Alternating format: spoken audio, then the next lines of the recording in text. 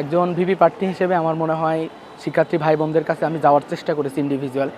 এরপরে বিশেষ করে আমাদের ঝুপড়িগুলোতে, এরপরে ফ্যাকাল্টিগুলোতে যেখানে শিক্ষার্থী ভাই বোনেরা দু একজন ছিলেন, আমি কথা বলার চেষ্টা করেছি। সেখানে আমার মনে হয়েছে যে এই নির্বাচনকে তারা খুব পজিটিভলি নিচ্ছেন এবং আমাদের যে সম্প্রীতি শিক্ষার্থী জোট, আমরা জোটের অনেকেই গিয়েছি, আমরা বসেছি, পর্যালোচনা করেছি। আমাদের ভাই বোনরা আমাদেরকে খুব ভালোভাবে গ্রহণ করেছে, কারণ আমরা ইতিপূর্বে 5 আগস্ট পরবর্তী সময়ে আমরা আসলে ছাত্র শিবির ওপেনলি কাজ করার সুযোগ হয়েছে। সেখানে আমরা যে কর্মকাণ্ডগুলো পরিচালনা করেছি সবগুলো শিক্ষার্থী বান্ধব, যার কারণেই আমার মনে হয় সাড়াটা অনেক বেশি পাওয়া যাচ্ছে আর কি। এখানে ছাত্রদের কল্যাণে কাজ করতে হবে, এটাই হচ্ছে ছাত্র সংগঠনগুলোর কাজ। এর বাইরে তো আসলে ছাত্র সংগঠনগুলোর আর কোনো কাজ থাকার কথা না। যদিও বাংলাদেশের পারপাসে ছাত্র সংগঠনগুলো রাজনৈতিক শক্তিতে রূপান্তরিত হয়, কিন্তু আলটিমেটলি আপনি যদি পুরো বিশ্বে দেখেন, ছাত্র সংগঠনগুলোর কাজ হচ্ছে শিক্ষার্থী বান্ধব কর্মসূচি পরিচালনা করা। এখানে যে আমাদের সমস্যাগুলো রয়েছে সেই সমস্যাগুলো প্রশাসনের সামনে তুলে ধরা। এরপরে ইন্ডিভিজুয়াল যদি কোনো সংগঠন চায় যে কো কারিকুলাম অ্যাক্টিভিটিসের আয়োজন করবে, সেটা তারা করতে পারে এবং এটাই তাদের কর্মসূচি হওয়া উচিত। কারণ যদি আপনি ওয়েলফেয়ার কর্মকাণ্ড না করেন, তাহলে তো আপনি আসলে ছাত্র রাজনীতিতে আপনি আর কী করবেন? এখানে তো ভোটের রাজনীতি, এখানে দখলদারিত্বর রাজনীতি, এরকম কোনো রাজনীতি নাই। এখানে আপনাকে রাজনীতি একটাই করতে হবে, সেটা হচ্ছে ওয়েলফেয়ার কর্মকাণ্ড পরিচালনার মাধ্যমে শিক্ষার্থীদের মন জয় করতে হবে এবং এই মন জয় করার মাধ্যমেই আপনাকে আপনার সৃজনশীলতার প্রমাণ দিতে হবে।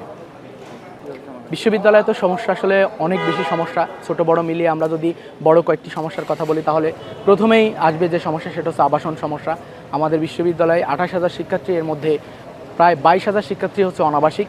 কিন্তু এই বিশ্ববিদ্যালয় প্রতিষ্ঠা লগ্নে এই বিশ্ববিদ্যালয় কিন্তু সম্পূর্ণ আবাসিক একটা বিশ্ববিদ্যালয় হওয়ার কথা ছিল, কারণ শহর থেকে প্রায় 22 কিলোমিটার দূরে এই বিশ্ববিদ্যালয় অবস্থিত, যার কারণে আমাদের শাটল ট্রেন রয়েছে। তো বিশ্ববিদ্যালয় যদি আবাসিক হতো, আমাদের শিক্ষার্থী ভাই বোনেরা যদি নিজ ক্যাম্পাসে থাকতে পারতো, পড়াশোনার যে মান, তাদের যে এখন শহরে যাতায়াতের হ্যাসেল পোয়াতে হয়, এরপরে পার্শ্ববর্তী গ্রামগুলোতে থাকার ক্ষেত্রে তাদের নিরাপদ কিন্তু আবাসন সেখানে নিশ্চিত হচ্ছে না। কয়েকদিন আগেও একটি ঘটনা ঘটে গেল। সব কিছু মিলিয়ে আমার মনে হয় যে সর্বপ্রথম যে সমস্যা, সেটা হচ্ছে আমাদের আবাসন সমস্যা। এই সমস্যার সর্বপ্রথম সমাধান দরকার। যদি এই সমস্যার সমাধান হয়, তাহলে আমাদের শিক্ষার্থী বন্ধুরা অনেক অনেক সমস্যা থেকে মুক্তি পাবে। এরপরে যদি বলি, তাহলে যাতায়াত সমস্যা। আমাদের জন্য শাটল ট্রেন রয়েছে এবং শাটল ট্রেন চট্টগ্রাম বিশ্ববিদ্যালয় ঐতিহ্যবাহী, কিন্তু বাস্তবতা হলে এই ট্রেনে কোনো ফ্যান নাই। এই ট্রেনে আপনি গরমের মধ্যে যাবেন, দেখবেন যে সাধারণ মানুষের মধ্যে উঠে চলে যাচ্ছে শহরে, এবং শিক্ষার্থীরা দাঁড়িয়ে আছে, তারা পরীক্ষা দিয়ে বের হয়েছে, দাঁড়িয়ে আছে, কিন্তু দেখা যাচ্ছে সাধারণ মানুষ কিন্তু বসে আছে। অর্থাৎ এখানে এই রেস্ট্রিকশনটুকু প্রশাসন নিয়ে আসতে পারে নাই যে সাধারণ মানুষ এখানে প্রবেশ করতে পারবে না। শিক্ষার্থীদের নিরাপদ যে যাতায়াতের জন্য, স্বস্তিকর যাতায়াতের জন্য যেমন ট্রেন দরকার, সেটা ব্যবস্থাপনা কিন্তু নাই। শুধু তাই না, আপনি যদি দেখেন, দেখবেন যে এখানে কিন্তু তারা ট্রেনে যাতায়াত করতেছে, রাতে হয়তো পাথর ছোড়া হচ্ছে এবং সেই পাথরে কিন্তু আহত হয়ে আমাদের অনেক ভাই বোন, হয়তো কারো মুখে লাগতেছে, কারো কানে লাগতেছে, চোখে লাগতেছে।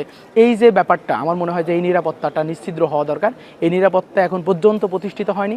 আমরা ছাত্র সংসদ নির্বাচনের মাধ্যমে আমরা যারাই বিজয়ী হবে, তাদের কাছেই আমাদের প্রত্যাশা থাকবে যেন ক্যাম্পাসের এই শাটলের যে নিরাপদ যাতায়াত, এটা যেন নিশ্চিত করা হয়।